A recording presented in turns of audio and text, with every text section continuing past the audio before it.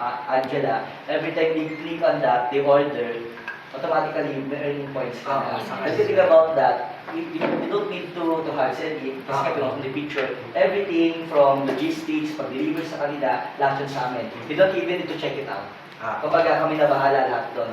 Kumbaga posting na lang. Yeah, it's like e-com and dropshipping platform, parang affiliate ka ng TikTok, di ba? Pero ito kasi hindi siya TikTok eh, no? So it's different platform. It's like a salehouse.ph. So in that way, kumikita yung model. Pero kasi, the good thing about this kasi kami model portal. So some business kasi, when you go to the business website, makita mo dashboard, income. So hindi ganyan yung portal namin. Ang portal namin pagpasok na, they will see halimbawa yung picture mo, yung bio data mo, age, sex, boss, lahat. Then yung portfolio mo, kung mga nagawa mo na, technically, it's a set card. Pero it's a parang copy book.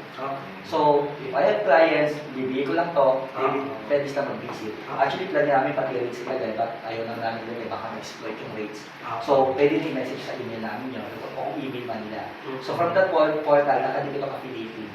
So, ganun siya kasimple. No, ginawa namin dito kasi, ang tech hybrid namin, like nandun sa suggest namin, starter namin is 4,000 pesos. Every time people join, dapat maging bumili ng starter package 4,000. Ang conclusion yan is 1,400 worth ng ganito, value 6,000 worth of portfolio set card, photo shoot, kasama na yun sa set card mismo, studio yung indoor, kasi meron pa siyang 6,000 worth of workshops.